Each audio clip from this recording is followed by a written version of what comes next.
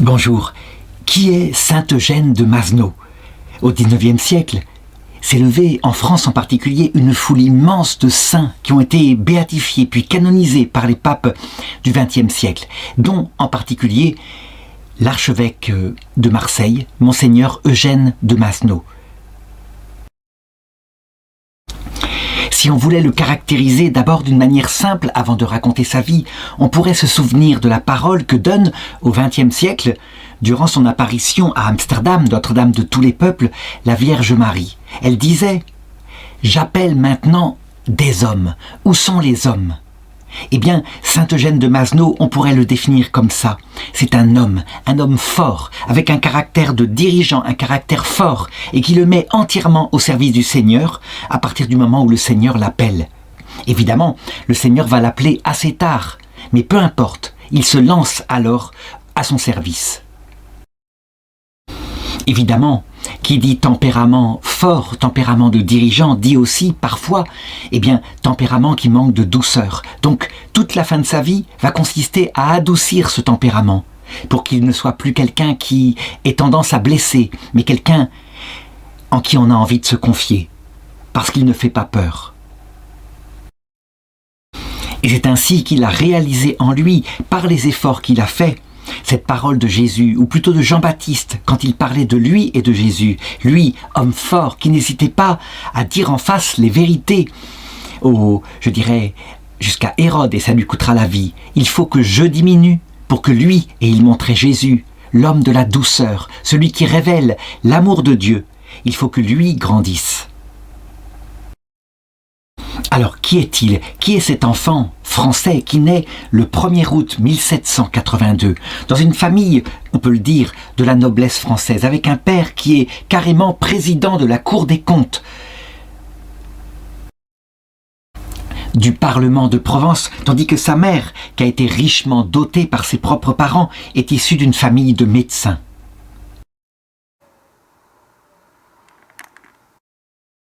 Eh bien, on peut dire qu'il naît dans l'Ancien Régime, il connaît d'abord des années de bonheur, mais il a hérité de son père ce caractère, un caractère fort, extraordinaire, qu'il manifeste dès sa petite enfance. Et je voudrais raconter quelques anecdotes qui illustrent ça, afin qu'on comprenne bien la différence qu'il y a entre ce qui est donné par la nature, donc le tempérament qu'il a, et puis ce qu'il en fera par la suite. Il ne faut pas confondre, je dirais, quel que soit le tempérament. Et quand on étudie la vie des saints, on s'aperçoit qu'il y en a qui naissent avec un tempérament fragile, dépressif, comme Sainte Thérèse de l'Enfant Jésus, ou plutôt elle l'a acquis suite au décès de sa maman. Et elle transforme cela en un amour brûlant, un amour définitif pour le Seigneur. Et lui, au contraire, avec ce caractère de dirigeant, ce mal alpha, il va savoir aussi le consacrer au Seigneur. Alors voilà par exemple, à un moment donné, sa mère le note, lorsqu'il désire quelque chose, il ne pleure pas. Alors qu'il est tout petit, il a peut-être 4 ans, mais il l'exige d'un ton énergique, « je le veux ». À cette époque-là, il peut assister aussi à des pièces de théâtre, il le fait avec ses parents. Et on sait que à cette époque-là, lorsque la pièce ne plaît pas forcément, les gens n'hésitent pas à huer, à faire la claque dans la salle, à se moquer de l'artiste qui passe. Alors lui, il est scandalisé parce que la pièce lui plaît beaucoup. Et il dit, en menaçant avec son petit poing, il a maintenant 5 ans, « Tu vas voir si je descends !» On peut dire que si la foi ne lui était pas tombée dessus pour adoucir ses mœurs, il aurait été sans doute un de ces gens qui aiment se battre en duel. Malgré tout, la foi lui a été communiquée et donc il a bon cœur. Par exemple, un jour, alors qu'il a peut-être 8 ou 9 ans, il est surpris parce qu'il entre dans une maison tenue par des pauvres et il fait glacer. On est en plein hiver et eux lui expliquent qu'ils ne peuvent pas chauffer tous les jours, qu'ils doivent économiser le bois. Eh bien, ni une ni deux, il part, il trouve une brouette et il revient 1 heure plus tard avec un chargement de bois qu'il verse devant la maison et il leur dit maintenant « Vous pouvez vous chauffer ». Il est très vite scandalisé par la pauvreté et alors qu'il croise dans la rue un petit charbonnier d'à peu près son âge qui grelotte de froid, il n'hésite pas. Il donne ses propres vêtements qui sont évidemment de la meilleure coupe et le plus chaud possible et il échange avec le charbonnier, ce qui d'ailleurs va scandaliser sa mère qui lui dit « Il ne sied pas au fils d'un président d'être vêtu comme un charbonnier ». On voit d'ailleurs aussi toute l'éducation mondaine qu'il a reçue, parce que sa mère, évidemment, elle doit tenir son milieu. Alors il répond avec le même ton, « Eh bien, plus tard, je serai un président charbonnier. » On peut dire que son caractère fort va pouvoir être formé, parce que il est tout de même élevé avec une cuillère d'argent. Arrive la Révolution française en 1789 et évidemment, les fonctionnaires de l'Ancien Régime commencent à être poursuivis. Son père se rend compte du danger et donc il émigre très vite. Il part dans le Piémont vers Nice, qui à l'époque n'est pas une ville qui fait partie de la France.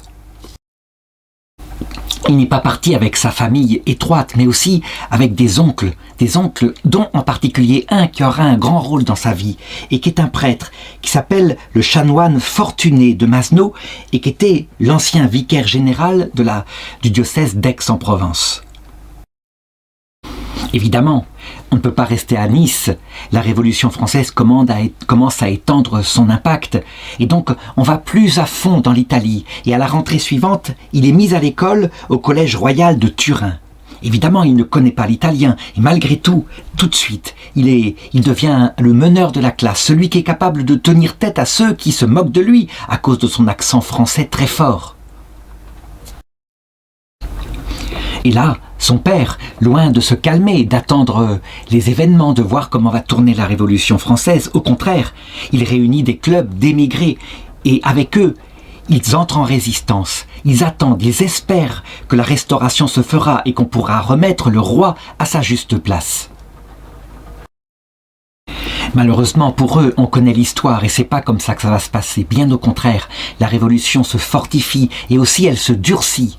Et on entend parler de ce qu'il se passe en France, à savoir le début de la Grande Terreur, avec les monarchies étrangères à la France qui, malheureusement, en particulier venant de l'Autriche, menacent la République française, ce qui fait, ou plutôt la royauté française en fin de course, ce qui fait que la République française est proclamée. Les armées de la Révolution arrivent en Italie, mené par le général Bonaparte. Eugène, évidemment, est un peu livré à lui-même, et on pourrait dire qu'il aurait pu tourner mal, avec de mauvaises fréquentations, parce que c'est ce qui arrive toujours à cet âge-là, où on est un petit peu, je dirais, soumis à ses passions. Fort heureusement, la Providence va veiller sur lui, parce que, à Venise, où la famille s'est finalement réfugiée, voilà qu'il va rencontrer un éducateur extraordinaire, à qui il dira de voir tout. C'est un peu son mentor, c'est le chanoine Bartolo Zinelli, qui s'occupe de lui faire continuer gratuitement ses études, tandis que ses frères aînés, sont même obligés de travailler comme commerçants, tellement on manque d'argent. Cet homme-là va être au bon moment, au bon endroit, et il écrira 50 ans plus tard, alors qu'il repasse par Venise, « Bienheureux chanoine Zinelli, que serais-je devenu sans vous ?» Il dira même plus tard que c'est le souvenir de ce saint prêtre qui finalement lui vaudra sa vocation de prêtre. En attendant, il n'y pense pas encore vraiment, mais quelque chose a été semé dans son cœur.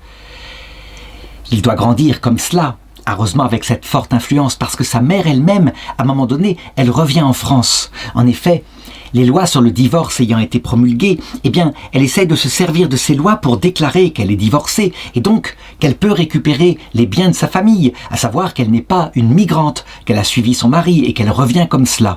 C'est en fait son projet. Du coup, il se rapproche encore plus de la spiritualité du chanoine Zinelli, qui d'ailleurs lui a donné comme mot d'ordre « Rien contre Dieu, rien sans Dieu ».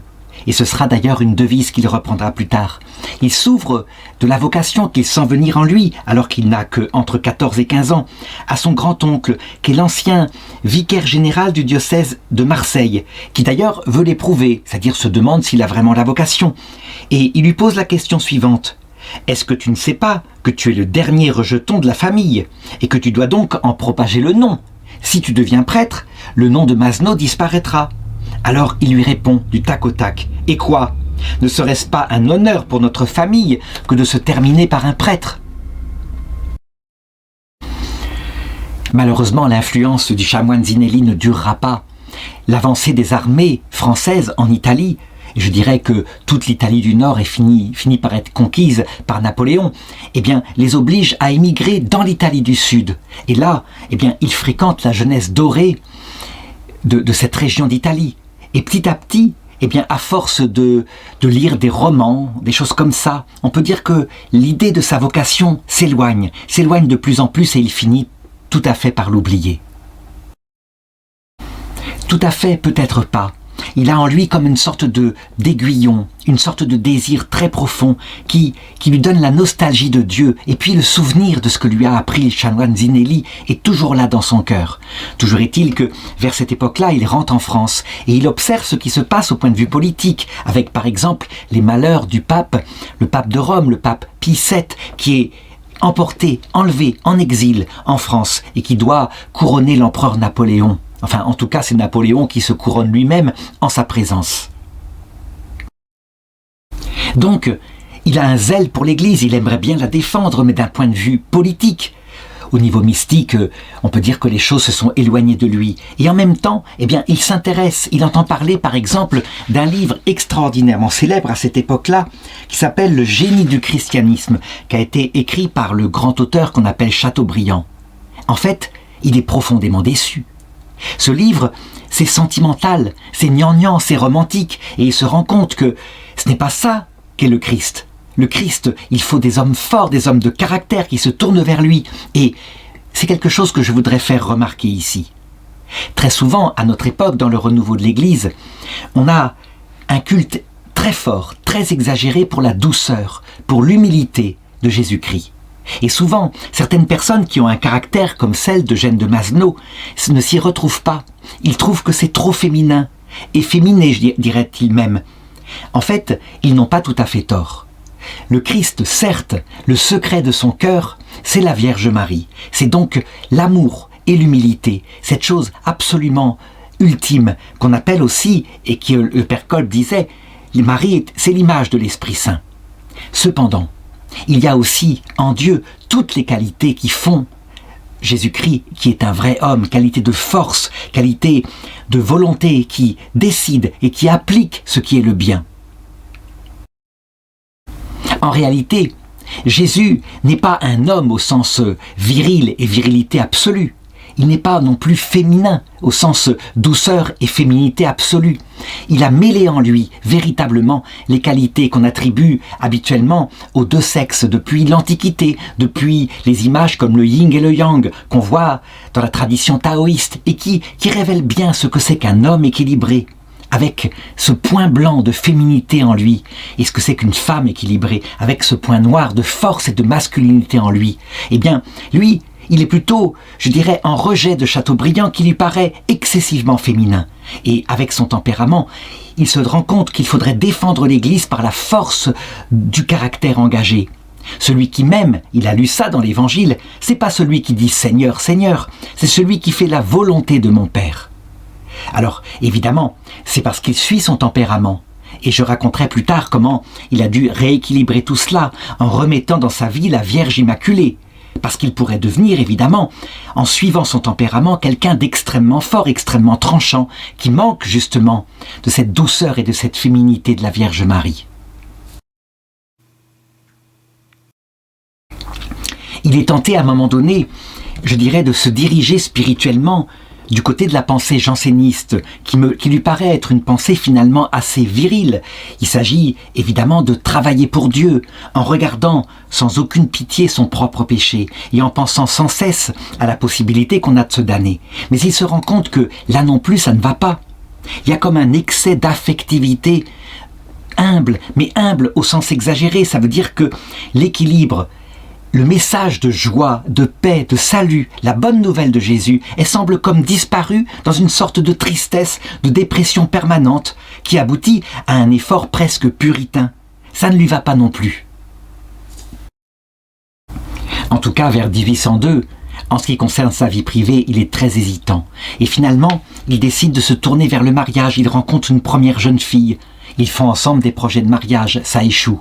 Une deuxième, et c'est la même chose. Et ça le fait réfléchir. Et il se demande si ça ne vient pas de lui, si son sens de l'absolu n'est pas, en fait, finalement, opposé au mariage, et à une vie qui devrait être, normalement, je dirais, tranquille, et c'est obligé, parce qu'on se doit d'abord à son épouse. Lui, il a davantage dans le cœur ce sens de l'absolu. Alors il réfléchit, il hésite sur sa vocation, et finalement, il décide de faire des études théologiques au Collège Saint-Sulpice de Paris, où il entre le 12 octobre 1808. Alors quand même, est-ce qu'on peut expliquer ce revirement-là par une décision de son intelligence, donc une sorte de volonté de faire? Non, bien sûr. Et il n'a rien non plus d'un pélagien. Ça veut dire quelqu'un qui mettrait un choix de l'intelligence et de la volonté indépendamment de la grâce. Il est évident que le Seigneur est venu le chercher. Et il le raconte lui-même. Ça s'est passé un vendredi saint. Il y a eu une grâce de conversion très forte. Il dit « J'ai cherché le bonheur hors de Dieu pour mon malheur. Combien de fois dans ma vie passée, mon cœur tourmenté s'est lancé vers Dieu, dont il s'était détourné. Et durant une cérémonie, mon âme s'élançait vers la fin dernière, Dieu, dont elle sentait vivement la perte. »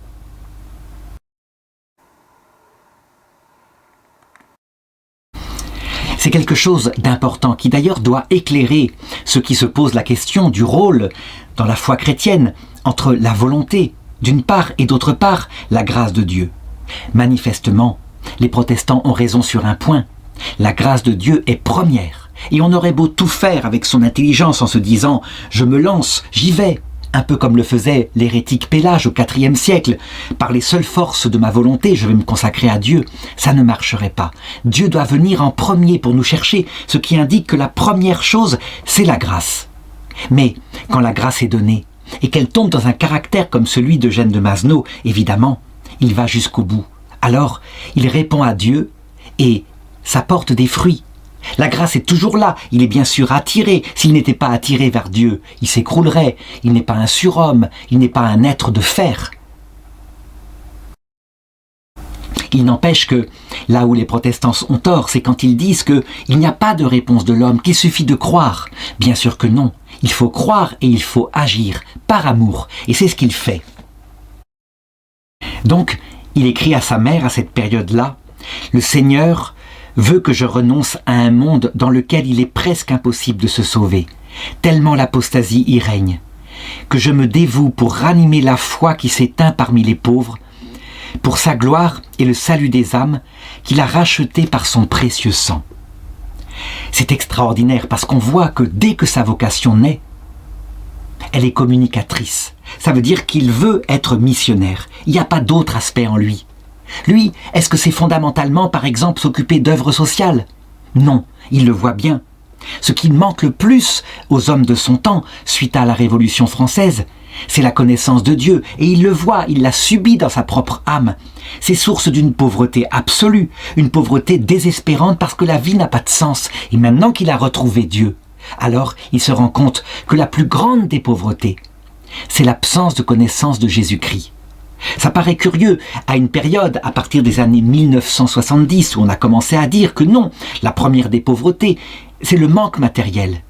Le manque matériel est important, et d'ailleurs, il va s'en rendre compte, il va agir pour cela aussi. Mais, manifestement, pour un manque matériel, si ce n'est pas la misère totale, où on meurt de faim, là c'est autre chose, si ce n'est pas la misère totale, eh bien, la plus grande pauvreté, qui fait qu'on se jette sous des trains, qu'on se tue, c'est quand la vie n'a pas de sens. Et on aurait toutes les richesses du monde, et lui, il l'a expérimenté. Sa mère est riche. Si la vie n'a pas de sens, on peut se tuer pour cela. En fait, il fait, par son milieu élevé qui ressemble à celui de saint Augustin, un grand théologien catholique qui a vécu aussi au IVe siècle, il fait l'expérience que son cœur est sans repos s'il ne se repose en Dieu. Et c'est quelque chose qui, je crois, est tellement fondamental dans le cœur de l'homme que c'est l'oubli de cela qui fait que, en 2020 où je fais cette vidéo, on peut être à peu près certain que dans quelque temps, dès que la génération qui a tout centré sur la matière passera en retraite, eh bien, l'Esprit Saint n'aura qu'à faire ceci et tout renaîtra. La soif de Dieu est présente dans le cœur de l'homme partout. En tout cas, on peut dire qu'il a de la chance parce que, à cette période-là, où la France était évidemment ruinée au point de vue spirituel, il tombe sur un supérieur du séminaire qui s'appelle Monsieur Emery et qui est quelqu'un d'extraordinairement qualitatif. Ça veut dire que non seulement Il veut donner à ses étudiants, à ses séminaristes, une formation intellectuelle très solide, en particulier en s'appuyant sur saint Thomas d'Aquin. Mais il veut aussi leur donner une formation mystique très solide. Ils doivent être des hommes de prière, et il veut le leur donner pour qu'ils soient de bons prêtres. S'ils ne sont pas des hommes de prière, ils ne seront pas de bons prêtres. Le célibat ne se contente pas d'intellect. Le célibat a besoin d'un cœur donné à Dieu. Et c'est auprès de M. Emery qu'il va trouver aussi tout ce qu'on pourrait qualifier de spiritualité française. L'amour pour la Sainte Vierge, l'amour pour le Christ, le Sacré-Cœur en particulier. C'est quelque chose que le Christ a donné quelques siècles plus tôt à Marguerite Marie Alacoque, à Paray-le-Monial. Il lui avait révélé son cœur miséricordieux. Mais aussi l'amour pour le pape. Et on peut dire que dans son cœur, il y a ces trois blancheurs qui sont là, que le Saint Jean Bosco, à la fin du siècle, évidemment, verra dans un rêve prophétique en disant à l'Église, elle va connaître une grande épreuve, l'Église, celui qui restera attaché aux trois blancheurs, à savoir le Christ, la Vierge Marie, le pape dans son magistère, celui-là gardera la foi. Parce qu'il est rentré au séminaire, alors il le fait avec son tempérament. Il ne le fait pas à moitié. D'abord, une très grande ascèse sur lui-même. Il veut vaincre ce tempérament qu'on lui reproche assez. Ce tempérament d'une famille noble, d'abord, qui est un petit peu hautain comme ça. Je dirais un petit peu irrespectueux par rapport aux classes sociales les plus pauvres. Et donc, avec des confrères qui ont ce même zèle, il part vers les plus pauvres pour évangéliser et pour se mettre à leur portée. Et puis, cette vie spirituelle, cette vie de prière.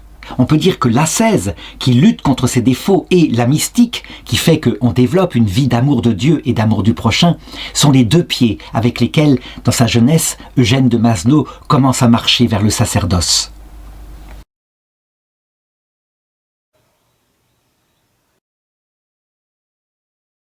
Tout ce qu'il apprend au séminaire, dès cette époque-là, l'intéresse exclusivement pour la mission d'évangélisation. C'est sa vocation. Si bien que, évidemment, comme il doit suivre des études intellectuelles qui parfois sont secondaires, par exemple, il doit travailler un sujet qui s'appelle la controverse sur le mode d'efficacité des sacrements.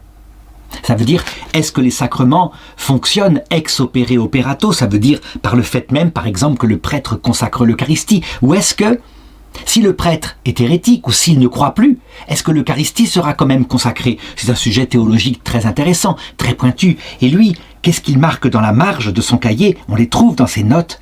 Questions insolubles et inutilissimes. Ça veut dire parfaitement inutile pour lui. Lui, ce qui compte, c'est que quand on est prêtre et qu'on consacre l'Eucharistie, eh bien, l'Eucharistie est consacrée et c'est tout. Il reçoit aussi, à un moment donné, un cours de droit canonique sur les contrats. Le droit canonique s'occupe-t-il des contrats, des procès? Oui, il y a un droit de l'Église, c'est très important. Alors, on voit dans sa marche qu'il a marché, tout cela m'ennuie.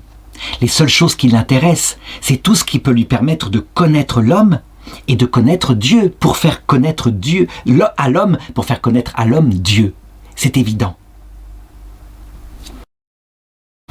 Du coup, alors que nous sommes en pleine période où les études ne peuvent pas durer 7 ans, eh bien pendant les 3 années d'études qu'il fait, il s'intéresse particulièrement à l'apologétique. Ça veut dire une capacité d'argumenter pour montrer la vraisemblance, la magnificence de la foi catholique. Il pense qu'avec cet instrument-là, il pourra facilement évangéliser. Évidemment, au niveau du séminaire, le père Emery s'est rendu compte qu'il avait là un sujet extraordinaire, une autorité naturelle qui émanait de lui. Et donc, lorsque recommence plutôt une forme de persécution contre l'Église par Napoléon l'empereur, parce que Pie VII et la curie romaine, eh bien, se sont révoltés contre certaines décisions, à savoir le fait que Napoléon décide qu'aucun évêque ne pourra être nommé si ce n'est par lui. C'est quelque chose évidemment d'aberrant. Les évêques dépendent du pape. Et donc le pape, il a excommunié Napoléon, qui a réussi à confisquer les bulles. Et Napoléon, du coup, s'est mis en rétorsion contre le pape Pie VII, à persécuter le clergé catholique français qui veut lui rester fidèle. C'est une persécution évidemment qui n'a rien à voir avec ce qui s'était passé 10 ans plus tôt pendant la Révolution française et la Terreur. Mais tout de même, ce sont des ennuis administratifs Il met ses préfets sur le dos des prêtres qui veulent ainsi rester fidèles au pape. Et donc, le séminaire de Saint-Sulpice est assez persécuté. Le père Emery, à un moment donné, est obligé même de s'exiler. Et donc, il décide de confier l'administration, parce qu'il faut que l'œuvre subsiste, à quelqu'un de solide, quelqu'un qui n'est pas encore prêtre et donc qui ne sera pas poursuivi. Et il choisit pour cela Eugène de Mazenod. Et c'est ce qu'il écrit plus tard. « J'étais encore diacre, et ensuite très jeune prêtre, et il m'a été donné, malgré la surveillance la plus active d'une police ombrageuse, de me consacrer dans des rapports quotidiens au service des cardinaux romains, alors amenés à Paris et persécutés, bientôt après pour cause de fidélité au Saint-Siège. Les dangers auxquels je m'exposais sans cesse étaient compensés dans mon âme par le bonheur d'être utile à ces illustres exilés et de m'inspirer de plus en plus de leur esprit. » On le voit, s'il avait vécu pendant la Seconde Guerre mondiale, il aurait été un résistant. Et donc, il est intelligent, débrouillard, il est capable de ruser, il est capable de passer des messages. Il est efficace en un mot. Ils ne se sont pas trompés sur lui, c'est un battant. À un moment donné, quand les choses tournent mal, parce qu'on se rend compte que Saint-Sulpice est un nid de résistance, un nid de fidélité au pape, alors l'empereur Napoléon les fait expulser. Et qui est-ce qui est nommé parmi les directeurs du séminaire? C'est en particulier Eugène de Mazenod, qui n'est encore que diacre. Il va manifester son acte de résistance à cette période-là le plus fort de la manière suivante. Il en arrive au moment où il doit être ordonné prêtre. Et évidemment, il doit être ordonné prêtre par l'archevêque de Paris, qui a été nommé par l'empereur. Et pour lui, il n'en est pas question. C'est un évêque nommé, c'est pas celui que le pape Pie VII a choisi.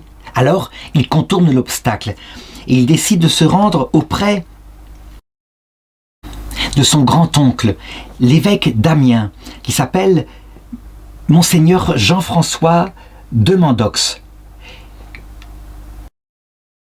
Celui-ci, évidemment, est heureux de l'ordonner prêtre immédiatement. Il veut même aller plus loin. Il lui propose d'en faire son vicaire général et de lui donner un droit de succession, ce qui fait qu'il deviendra lui-même archevêque d'Aix. C'est quelque chose qui est tentant. Ça serait, pour un si jeune prêtre, quelque chose d'extraordinaire, devenir évêque quelques années après avoir été ordonné prêtre, d'autant plus que Monseigneur de Mandox est très âgé. Eh bien, il refuse, parce que, pour lui, il n'y a rien à faire. Son apostolat n'est pas dans le pouvoir. Il veut se consacrer à la mission d'évangélisation, auprès des pauvres en particulier.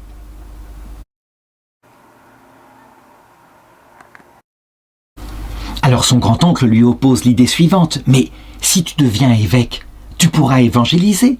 Tu seras même libre puisque tu seras responsable de ton diocèse. » Oui, mais il voit bien qu'il y a aussi des tâches administratives. C'est ça principalement un évêque, c'est un gestionnaire d'un diocèse. Et lui, il veut se consacrer à 100%. Il prend d'ailleurs la devise suivante, « Évangéliser les pauvres, pauperes evangelizare », et il en fera la devise maintenant de toute sa vie. Et donc, juste après son ordination, il rejoint le sud de la France et il commence ses missions d'évangélisation en pleine période où l'empire napoléonien est de plus en plus fragilisé. On le soupçonne, on le surveille, la police de Napoléon est particulièrement bien organisée. Et alors, on le voit avec une modernité extraordinaire. Quand il passe dans les campagnes, avec quelques confrères qui l'ont suivi, il parle en provençal, il s'adresse aux gens, et son discours, il est simple, adapté. Lui qui est de la noblesse, on ne voit pas quand il prêche cette espèce de hauteur qu'il peut avoir habituellement lorsqu'il est lui-même, lorsqu'il n'est pas en état de prédication. Par exemple, on note un de ses sermons qui embrase les cœurs. « Qu'êtes-vous selon le monde ?» dit-il aux personnes qui l'écoutent, aux paysans. « Des gens méprisés, mes frères, mes chers frères, mes respectables frères, aux yeux de la foi, vous savez ce que vous êtes ? Vous êtes des enfants de Dieu, vous êtes des frères de Jésus-Christ, vous êtes des héritiers, oui des héritiers du royaume éternel. Tous les biens de la terre, vous ne les avez pas, qu'importe. Vous êtes héritiers d'un plus grand roi, celui qui vous donnera la terre éternelle en héritage. Il se rend compte en particulier à cette période-là du caractère dramatique de l'annonce de l'évangile chez les enfants. Le catéchisme a quasiment disparu et donc il y a un vide abyssal qui est en train de se faire et ça en moins de 20 ans. il se dit mais c'est extraordinaire à quel point un État depuis 1000 ans chrétien peut perdre en une génération la foi si on n'en prend pas garde. Et donc il se lance, il faut absolument donner la catéchèse, le catéchisme aux enfants. Et il dit ceci à cette époque-là: l'entreprise est difficile, je ne le dissimule pas. Elle n'est même pas sans danger, puisque je ne me propose rien moins que de contrarier de tout mon pouvoir les vues sinistres d'un gouvernement soupçonneux qui persécute et détruit tout ce qui ne le seconde pas. Mais je ne crains rien, parce que je mets toute ma confiance en Dieu. Et donc évidemment, avec cette jeunesse qui a en lui ce zèle, il se retrouve très vite à la tête d'une bande d'une vingtaine, d'une trentaine de jeunes qui le suivent partout, avec qui il fait des jeux. Et le prétexte d'ailleurs c'est ça, c'est les jeux. Du coup on ne se méfie pas trop, alors qu'en réalité, il les réunit et il parle du sens de la vie, et il parle de Jésus-Christ, et il parle aussi de la manière dont il faut se comporter dans la vie, ce qu'on pourrait appeler la théologie morale. Bref, il leur donne des bases de foi et de morale, pour qu'après, ils restent chrétiens. À Aix-en-Provence, il découvre aussi une autre misère. Nous sommes, je l'ai dit, en pleine guerre napoléonienne, il y a donc des prisons. Et dans ces prisons s'entassent des prisonniers de guerre qui sont dans un état de misère absolue, des cachots humides, insolubles, etc., dans lesquels règne le typhus. Est-ce qu'il peut, lui, rester loin de ces pauvres hommes qui sont des âmes pour qui le Christ est mort? Pas question. Alors il y va, et il prend des risques. Et on sait que le typhus, c'est très contagieux, par des piqûres de puces en particulier. Et donc il l'attrape. Heureusement, il a une constitution extrêmement forte, il est au bord de la mort, mais il finira par survivre. Il est touché aussi, et ça indique à quel point il a un impact sur ces jeunes qu'il a évangélisés. Ces jeunes-là, qui le voient à toute extrémité, eh bien ils se cotisent pour faire offrir des messes, afin que le Seigneur le guérisse, et ils obtiennent sa guérison, du moins le croient-ils. En tout cas, ce qu'ils constatent, c'est à quel point ils lui sont reconnaissants de leur avoir apporté le Christ. Arrive ensuite l'année 1814, et l'empire de Napoléon s'écroule. On le sait, à quelle occasion? Il a vu trop grand, il a voulu envahir la Russie, et l'hiver russe a dévoré sa grande armée. Ensuite, eh bien, les Alliés n'ont plus qu'à cueillir le fruit, et donc il est parti en exil. À partir de ce moment-là, évidemment, il a les mains libres parce que la restauration se met en place, à part, évidemment, l'intermède des 100 jours où Napoléon revient et finit par être vaincu définitivement à la bataille de Waterloo. Et donc il se dit avec des confrères qui l'ont accompagné qu'il faut faire maintenant une œuvre beaucoup plus solide, une œuvre de missionnaire en Provence qui pourrait réévangéliser toutes les régions, les paroisses une par une, en instaurant quelque chose qui lui paraît très bien. Il a vu comment, par exemple, un ancien saint, Saint Louis-Marie Grignon de Montfort, avait fait. Il passait dans les paroisses, il annonçait l'évangile, il y restait un certain temps, il confessait, il faisait ériger une croix en souvenir de la mission. Et souvent, rien qu'à partir de cela, la paroisse et sa vie intérieure étaient reparties. C'est là où il constate aussi que s'il avait été évêque, finalement, ça aurait été formidable. Parce que, évidemment, dans la fondation qu'il fait, il y a des difficultés. Il se souvient comment Saint Louis-Marie de Montfort était interdit de prêcher dans certains diocèses parce que les évêques sont un peu le roi du diocèse. Alors lui, il veut ériger sa congrégation avec les 4 confrères qui l'aident dans une indépendance par rapport aux évêchés et par rapport aussi à la juridiction des curés, de manière à pouvoir passer dans les paroisses sans avoir besoin de demander la permission autrement que par politesse, par respect, mais certainement pas avec une juridiction légale. Et ça met certains curés en colère qui se disent « mais il empiète sur notre pouvoir ». Alors on pourrait dire effectivement qu'il passe par-dessus eux et qu'il est peu diplomate, mais en fait, c'est uniquement pour une question d'efficacité. S'il faut passer des heures en tractation légaliste avec le droit canonique par exemple, pour pouvoir faire une mission dans une paroisse, pendant ce temps le bien des âmes ne se fait pas.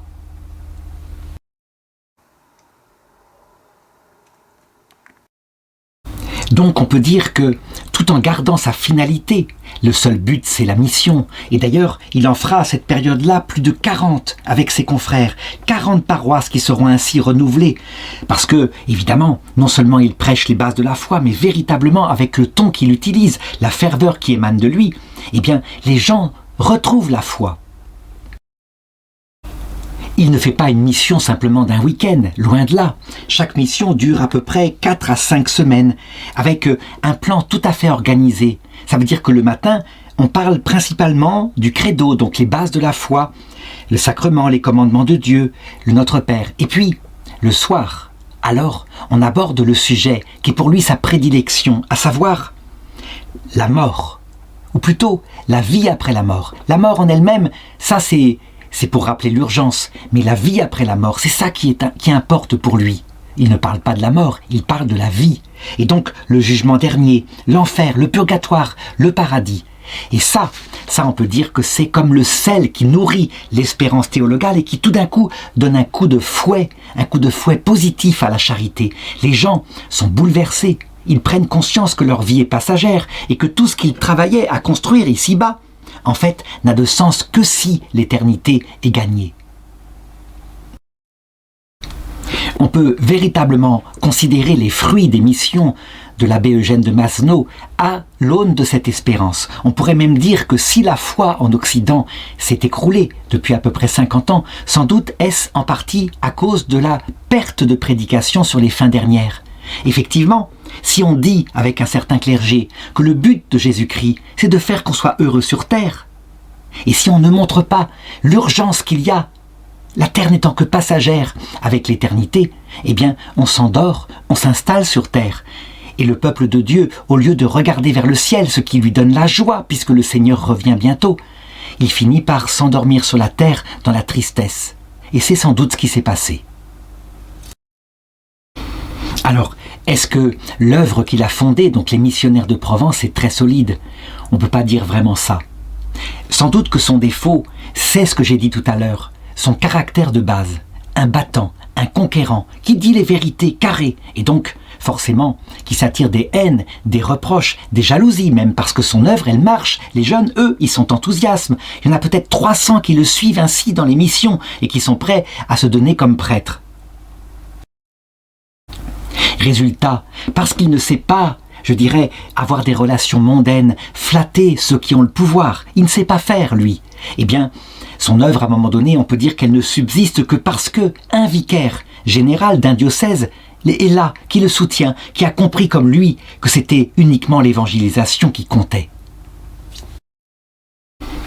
Donc il se rend compte, à force de réalisme, que, en réalité, en voulant aller plus vite, finalement, il a diminué l'efficacité.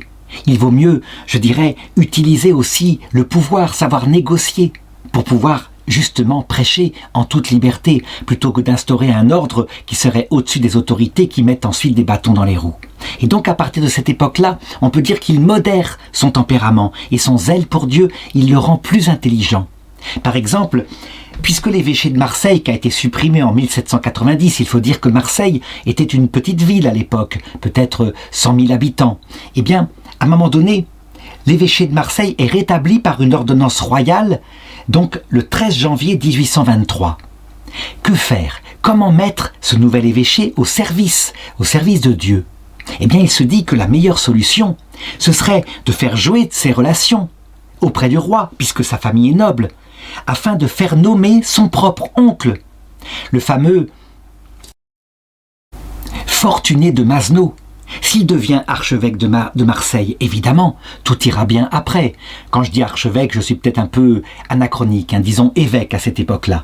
En tout cas, lui, il est assez âgé, il a déjà 73 ans, et il réussit. Pourtant, il y a eu des luttes, le roi n'en veut pas. Et puis, son propre oncle lui-même, qui s'estime trop âgé, préférerait passer maintenant dans la contemplation, le reste de sa vie sur terre, et se préparer à sa mort. Finalement, la nomination est actée, et le grand-oncle accepte. Évidemment, il ne va pas pouvoir prendre tout de suite possession de son siège épiscopal, sur lequel il sera pendant 5 ans, à cause d'autres problèmes administratifs, mais il s'installera pas loin, à Aix-en-Provence. En tout cas, un tel appui, un évêque cette fois, c'est quelque chose de formidable, ce qui fait que d'ailleurs tout commence à aller bien. À un moment donné, un évêque appelle la petite congrégation des missionnaires de Provence qu'il a fondée à venir s'occuper d'un ancien sanctuaire, une peut-être apparition de la Vierge qui aurait eu lieu dans un lieu dans les Alpes qui s'appelle Notre-Dame du Lot. Notre-Dame du Lot ne sera reconnue que plus d'un siècle plus tard comme étant véritablement un lieu d'apparition, mais en attendant, il y a des pèlerins. C'est l'évêque de Digne qui les appelle, et évidemment, une telle mission, une mission qui est en dehors de la Provence, eh bien, va permettre d'avoir des statuts différents pour les missionnaires de Provence. Et donc il s'y met. Il faut en fait obtenir une reconnaissance du Saint-Siège. Si le Saint-Siège reconnaît les choses, alors on sort de la juridiction des évêques, on est au-dessus, et le pape, lui, eh bien, il cherche le bien de l'Église, obligatoirement. Alors qu'est-ce qu'il faut pour cela? Il faut rédiger une règle, et Eugène de Mazenod, il s'y attelle. Et on peut dire que cette règle, elle est extraordinaire. Je voudrais en lire quelques extraits qui montrent ce qu'il a dans le cœur. Il dit par exemple « L'Église, ce bel héritage du Sauveur, qu'il avait acquis au prix de tout son sang, a été ravagé de nos jours d'une manière cruelle. À part le sacré dépôt qui sera toujours conservé intact jusqu'à la fin des siècles, ça veut dire la foi telle qu'elle est définie par l'Église, il ne reste plus du christianisme en France que des traces de ce qu'il a été. Que fit notre Seigneur Jésus-Christ? Alors il choisit un certain nombre d'apôtres et de disciples qu'il remplit de son esprit, et il les envoya à la conquête du monde. Et ils eurent bientôt soumis à ces saintes lois le monde entier. Que devons-nous faire à notre tour pour réussir à reconquérir à Jésus-Christ tant d'âmes qui en ont secoué le joug? Eh bien, nous devons travailler sérieusement à devenir des saints, avoir uniquement en vue la gloire de Dieu, l'édification de l'Église, le salut des âmes. Et ensuite, plein de confiance en Dieu, nous avons à entrer dans la lice et à combattre jusqu'à la mort pour la plus grande gloire de Dieu. Quelle noble entreprise! Je dirais même quelle entreprise prophétique pour nous. On croit souvent, quand on le voit, et on le croyait aussi dans les années en question, où il fonde son œuvre, on croit que l'Église est morte, puisqu'il est si facile en quelques années de la tuer dans les jeunes générations. En réalité, avec quelques hommes et aussi d'autres initiatives semblables en France, par un homme ici, un curé de paroisse par là, comme le bienheureux père Bonhomme, ou des petites religieuses, tout va renaître. Leur impulsion, c'est comme le levain dans la pâte. La pâte va remonter avec l'aide évidemment du Saint-Esprit. Il ne se trompe pas, son analyse est précise. L'aide de l'Esprit Saint fera tout et nous combattrons. On peut dire qu'il est de la même trempe que Sainte Jeanne d'Arc, qui disait « Dieu donnera la victoire, mais nous combattrons ». On peut dire en tout cas qu'il était temps, parce que le propre petite communauté qu'il avait créée, les missionnaires de Provence, avait connu une grande crise. Des évêques les avaient rappelés dans leur diocèse et les choses étaient en train de s'étioler. Eh bien, quand ils font cela, de nouveau, les missionnaires reviennent et ils les structurent. Ils adoptent les 3 vœux de pauvreté, de chasteté et d'obéissance, si bien que des jeunes candidats s'annoncent et veulent faire leur noviciat. De plus, eh bien, l'oncle, qui s'appelle Fortuné de Mazenod, finit par prendre possession de son siège épiscopal à Marseille, ce qui donne effectivement une plus grande solidité encore. Il demande à son neveu de lui servir de vicaire général. Et il accepte. Il accepte parce qu'il se rend bien compte comment il faut fonctionner maintenant dans l'Église. Cependant, c'est pour lui une vraie croix. Il est éloigné des missions et il passe son temps dans des tâches administratives, des dossiers à régler, etc.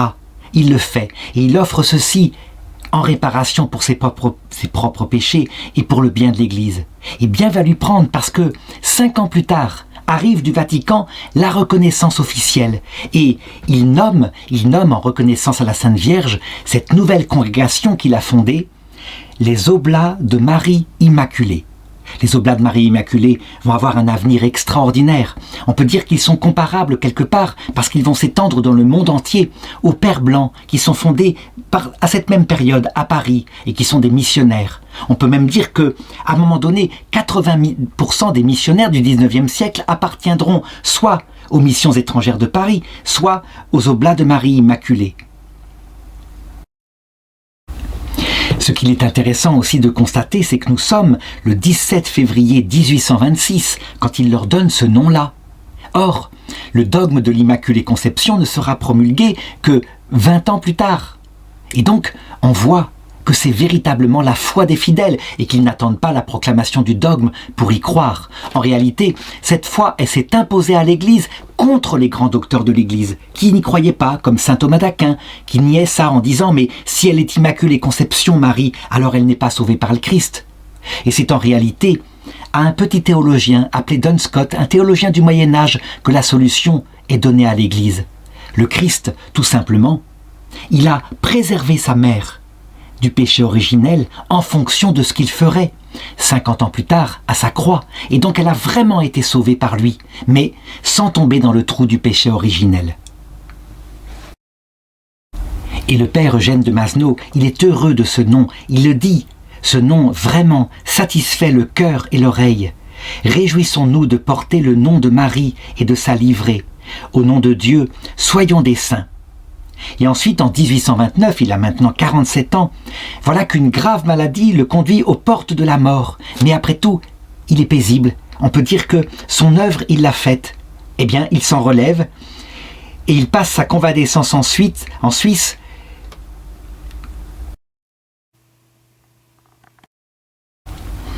Je voudrais montrer à quel point il a les pieds sur terre. Quand il passe sa convalescence, nous sommes en 1830, et c'est la fameuse Révolution, avec l'arrivée au pouvoir à la place du roi Charles X, qui est un roi frère de Louis XVI, donc très profondément catholique. Il arrive Louis-Philippe au pouvoir. Et Louis-Philippe, c'est quelqu'un qui est à l'inverse, profondément anticatholique, parce qu'il y a une tradition dans sa famille, dans la branche de sa famille, et d'ailleurs un de ses ancêtres a voté la mort du roi Louis XVI. Toujours est-il qu'à partir de ce moment, les congrégations sont attaquées et les missions dans les paroisses sont interdites. On ne veut plus de cette superstition qui est en train de se rétablir en France. On peut dire que c'est un roi anti-catholique. Eh bien, qu'est-ce que fait Eugène de Mazenod ? Au lieu de se désespérer et de rester dans l'inaction, il décide d'envoyer ses missionnaires, tous les jeunes de sa communauté, dans les missions étrangères, d'abord en Europe, mais aussi là où on l'appelle, et par exemple en premier lieu au Canada, où un jeune évêque vient le supplier pour avoir des missionnaires. Et voilà aussi comment la Providence s'est retournée les événements. En 1831, Louis-Philippe décide de supprimer des évêchés de nouveau, et en particulier cet évêché de Marseille, qui ne sert pas à grand-chose, il y en a suffisamment dans le secteur. Alors, quelle est l'idée de l'oncle d'Eugène de Mazenod ? Eh bien, c'est d'écrire au pape en disant « Pour éviter cela, nommez mon neveu évêque qui me succédera, donnez-lui un droit de succession, mais ordonnez-le évêque dès maintenant, et comme ça, ils seront devant le fait accompli. » L'idée de Fortuné de Mazenod est extraordinaire, et Eugène, cette fois, il n'est plus prêt à renoncer à cela. Il se rend compte que le pouvoir épiscopal, cette juridiction, lui permettra d'avoir véritablement moins d'obstacles. Et donc il se rend à Rome, où il est sacré évêque le 1er octobre 1832, tandis que le pape Grégoire XVI est à ce moment-là sur le siège pontifical. Et on a une prière qu'il a écrite à cette époque-là. Il dit « Il ne m'arrivera rien que vous n'ayez voulu, Seigneur, et mon bonheur et ma joie seront toujours de faire votre volonté. »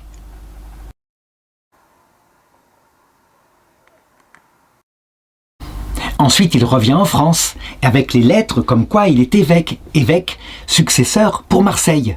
Évidemment, le roi Louis-Philippe ne veut pas entendre parler de cela, et donc il refuse absolument sa nomination. Je dirais même qu'il se retrouve à ce moment-là surveillé, en résidence surveillée, et dans la passivité, donc sans apostolat. Eh bien, il prend ça avec patience. Il sait que de toute façon, tôt ou tard, ça sera mis au service de Dieu. Alors il profite de ce temps pour se consacrer davantage à la prière, pour s'intérioriser et pour demander à Dieu de lui garder toujours son zèle apostolique. Le gouvernement du roi se rend compte que malgré la résidence surveillée où il est, on ne peut pas l'empêcher de parler. C'est un évêque qui dit les choses, et donc c'est quelque chose d'extrêmement dangereux, quelque chose qui est un obstacle au gouvernement royal. À un moment donné, quand en 1837, Monseigneur Fortuné de Mazenod, qui est âgé de 88 ans, décide de présenter sa démission, et donc d'appeler son neveu pour prendre sa succession, eh bien, on en discute au gouvernement et on se dit que finalement, avec les tâches administratives qu'il aura à faire, il sera bien moins dangereux que, comme ça, passif avec seulement à parler et à critiquer courageusement les actions du gouvernement. Et donc on accepte, et il se retrouve donc, jusqu'à sa mort en 1861, donc de 1837 à 1861, évêque de Marseille.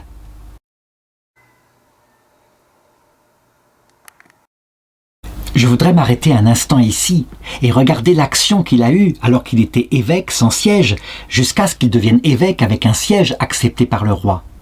Il est évidemment attaqué de tous les côtés. Comment est-ce qu'il se défend? Eh bien par tous les moyens possibles. Il garde son âme en Dieu et il n'hésite pas, lorsqu'il y a un décret royal qui lui paraît illégal, à attaquer au tribunal. Il se sert de toutes les armes qui sont à sa disposition. Il a bien changé. Avant, il se disait, il faut parler de Dieu aux pauvres et c'est tout. Maintenant, il met en même temps la capacité qu'il a à gérer le droit, à être intelligent, pour éviter tous les tracas qu'on pourrait lui mettre dans les roues. Et ça marche, parce que lorsqu'il est enfin évêque, en siège à Marseille, alors il peut donner tout ce qu'il est. On peut dire que ce pouvoir qu'il a et qui ne l'intéresse que parce qu'il lui permet d'aider l'évangélisation, il le met au service de l'Église, vraiment. S'il y a un évêque qui n'est pas mondain, qui n'est pas en train de regarder les préséances, si on lui a bien parlé, c'est bien lui. Tout ce qui se fait au nom de Dieu, tous ceux qui viennent le voir, et il y a de nombreux fondateurs à cette époque-là, dont certains seront canonisés, qui ont des ennuis comme lui, de par le gouvernement de Louis-Philippe, qui viennent se mettre sous sa protection, tout de suite il la leur donne. Et il la leur donne sans aucune espèce de jalousie. Par exemple, il y a des choses qui ressemblent un petit peu à ce qu'il a fondé. À savoir, cet ordre de missionnaires que sont les Oblats de Marie Immaculée. Partout des initiatives à peu près semblables naissent dans l'Église de France et qui sont persécutées. Eh bien, il pourrait récupérer, loin de faire cela.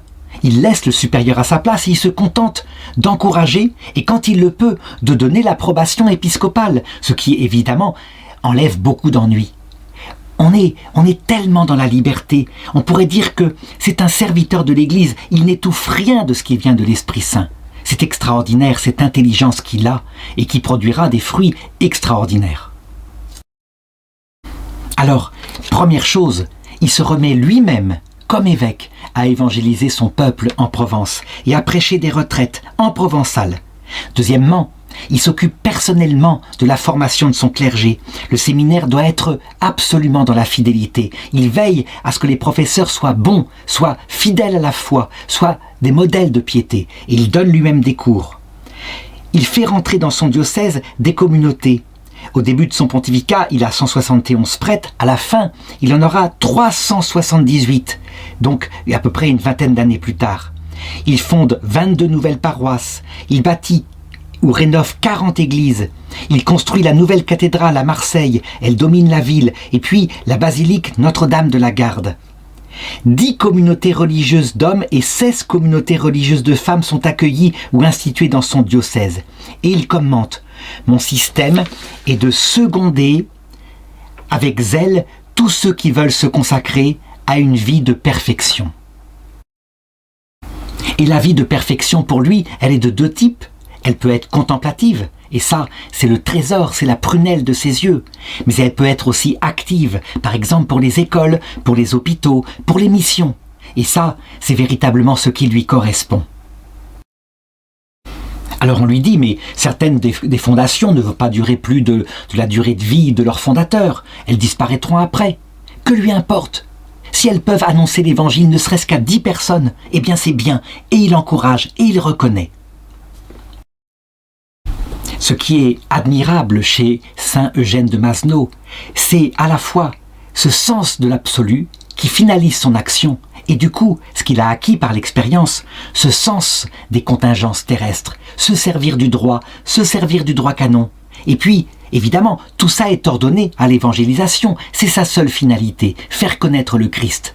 Par exemple, il est confronté à cette époque-là à une lutte du gouvernement qui veut s'emparer des écoles et des universités. Et énormément d'universités sont tenues par des anticléricaux, des gens qui se font forts d'accueillir les jeunes qui quelquefois viennent d'écoles catholiques et de détruire en eux la foi par des arguments, des ricanements, l'utilisation de Voltaire, mais aussi, pourquoi pas, une utilisation fallacieuse de la science qui se développe à son époque. Alors il voit ce danger et il écrit à cette époque-là: « Si la jeunesse française continue à être élevée par l'université, un jour viendra où la foi aura presque entièrement péri en France. »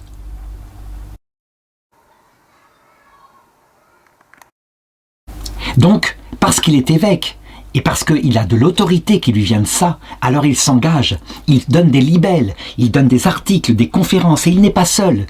Il y a en particulier 2 autres évêques à cette époque-là qui ont cette même énergie publique, Monseigneur Pie et Monseigneur Dupanloup. Il y a aussi des publicistes comme Louis Veuillot et aussi Montalembert. Cette parole catholique doit se faire entendre. Et il estime à cette époque-là que s'il pouvait faire que tous les évêques réunis signent certains papiers, ce serait beaucoup plus puissant. Est-ce que le gouvernement pourrait résister si ça ne venait pas d'1 ou 2 évêques qui ont une grande gueule, mais de tous les évêques de France d'un seul coup? Et donc, il parle à cette époque-là d'une action commune. Il dit ceci à ses collègues évêques: « Pas de protestation isolée, que tout éclate au grand jour. Seul le recours de tout l'épiscopat a de la publicité. » Et il ajoute et il leur dit: pour attirer l'attention des autorités et les forcer à se prononcer définitivement, il faut se servir des journaux. Plus que jamais les journaux sont utiles. Aujourd'hui, c'est le grand moyen de se faire entendre. Et il le dit aux évêques: vous n'êtes pas des subordonnés, des personnes nommées par l'État qui supplient pour obtenir humblement auprès des pouvoirs publics une faveur, un bâtiment, un peu d'argent. Non, vous êtes les défenseurs, les gardiens, envers et contre tout, des droits et des intérêts de l'Église. Ça aussi, c'est profondément moderne et d'actualité. On peut dire que, après le Concile Vatican II, l'Église a entendu cette parole de saint Eugène de Mazenod et a décidé de créer quelque chose qui s'appelle les conférences épiscopales. Malheureusement, très malheureusement, quelque chose d'imprévu par Monseigneur Eugène de Mazenod s'est produit. Souvent, malheureusement, les conférences épiscopales, elles produisent des documents qui sont le plus petit dénominateur commun parce que on vote. Et donc, si un mot ne plaît pas à quelqu'un qui est plus timoré, on l'enlève. Et donc, on arrive à quelque chose qui finalement est tiédasse. Et on pourrait même dire que quelquefois, les conférences épiscopales sont devenues comme l'été noir de la foi. Quand un évêque de la trempe de Monseigneur Eugène de Mazenod se lève, très souvent, il est tapé sur les doigts par ses confrères évêques qui lui disent « Mais non, la conférence épiscopale aura plus de poids. » Ça veut dire quoi? Eh bien que l'intuition d'Eugène de Mazenod, à son époque où il n'y a pas de conférence épiscopale, est vraie. Il faut aussi une conférence épiscopale. Mais la conférence épiscopale, quand elle prend toute la place, est une catastrophe. Il faut des évêques qui soient des dominicanes, ça veut dire des chiens du Seigneur, capables de parler à temps et à contre-temps, et tant pis si les collègues évêques, plus timorés, les engueulent.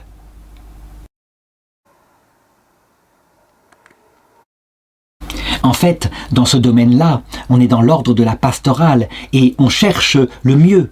Et le mieux, c'est effectivement qu'il y ait une instance de délibération commune, mais qu'il y ait aussi des voix particulières. Et l'évêque, il reste quelqu'un qui est dans son diocèse, évêque à part entière, comme l'est l'évêque de Rome dans son propre diocèse. Il a reçu la plénitude du sacerdoce et donc sa voix doit être capable de porter comme le faisait Monseigneur de Mazenod. Parallèlement à toutes ces luttes politiques qui fait qu'il est connu dans la France entière, il continue d'être le supérieur des Oblats de Marie Immaculée.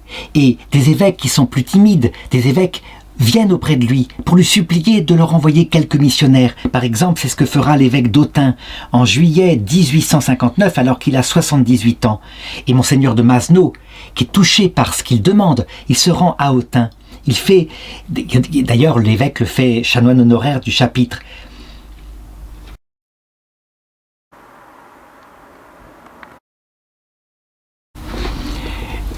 On peut dire que son zèle apostolique aussi est comblé.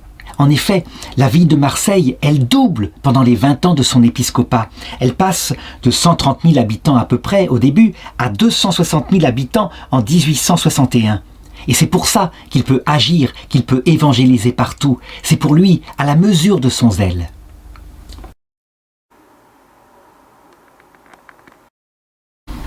Dans l'Église de France, on le connaît. On connaît son zèle, son amour des âmes. Il voudrait, s'il le pouvait, évangéliser le monde entier. Si bien qu'à un moment donné, quand à Paris arrive un vicaire épiscopal apostolique de Ceylan, au Sri Lanka, nous sommes en 1847, qui cherche des missionnaires pour son diocèse, on lui dit « Allez donc à Marseille, vous verrez, il y a là-bas un évêque dont le cœur est grand comme celui de Saint Paul, grand comme le monde. Faites bien valoir à ses yeux qu'il s'agit de sauver des âmes. Dites-lui surtout que ce sont de pauvres âmes, des pauvres âmes bien pauvres. Vous verrez, c'est pour lui irrésistible. C'est comme si on agitait devant lui quelque chose auquel il ne pourra pas résister. » Alors le prélat descend à Marseille et il présente sa requête. Et hélas, lui répond Monseigneur de Masneau, « Comment est-ce que je pourrais répondre à votre désir ? J'ai pas assez de vocation. » Alors l'évêque de Ceylan n'hésite pas et il lui dit ceci. « Mais Monseigneur, il s'agit de pauvres âmes, les plus pauvres, je vous assure, les plus malheureuses de la terre. Elles ne connaissent pas le sens de la vie, elles meurent dans l'absence de connaissance de notre Seigneur. Par pitié, donnez-leur des missionnaires. » Eh bien ça marche. Aussitôt touché au cœur, Monseigneur de Masneau lui ouvre les bras, il embrasse son confrère en pleurant et il lui dit « Eh bien vous les aurez tout de suite » et il lui en donne 4, 5, 10 s'il le veut. Il faut dire que, avec l'âge, cet homme qui au départ était un homme de fer et de feu par son tempérament, eh bien, il s'est considérablement adouci. Qui se souvient de ce qu'il était dans sa jeunesse ? Maintenant, quand on voit cet homme infiniment bon, infiniment miséricordieux, au cœur comme une mère dès qu'il voit une misère, et aucune misère ne le répugne, il aiderait tout le monde s'il le pouvait. Évidemment, avec un homme comme ça, les jeunes de la France entière qui ont entendu parler de lui, ils se précipitent, ils veulent rentrer dans l'ordre dont il est le supérieur, ils le savent, tout sera facilité. Ils ont le même zèle quand on est jeune et qu'on veut se donner à Dieu, c'est pas pour faire carrière, c'est pour annoncer l'évangile. Alors les vocations affluent et on compte par exemple 115 postulants pour la seule année 1847-1848. En 1861, Monseigneur de Masneau peut dénombrer dans les Oblats de Marie Immaculée 414 prêtres et 6 évêques.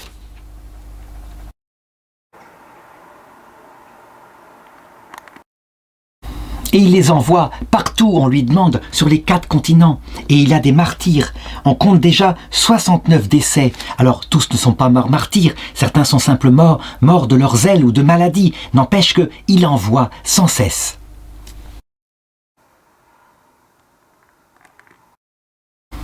Il sait d'ailleurs qu'il n'est pas éternel. Alors, il leur a donné maintenant. L'expérience lui a montré. Il leur a donné le cadre canonique et juridique qui fait qu'ils subsisteront après sa mort. C'est d'ailleurs ce qui va se produire. Le père Joseph Fabre est là, qui veille sur la congrégation en direct. Et quand la maladie le surprend au début janvier 1861, eh bien, tout est prêt. La succession est assurée. Et dans les derniers jours, il murmure « Comme je voudrais me voir mourir !» pour bien accepter la décision de Dieu. Si, et il prévient ceux qui l'entourent, si jamais je viens à m'assoupir et que je sois plus mal, s'il vous plaît, réveillez-moi, réveillez-moi. Je veux absolument mourir en sachant que je meurs. Il y a ici toute son âme, on le voit. Pour lui, la mort, c'est le moment où il va voir enfin le Seigneur, lui apparaître, accompagné de la Vierge Marie. Et puis il y aura son papa, sa maman, les saints du ciel. Il le sait, et donc il veut s'y préparer à chaque seconde.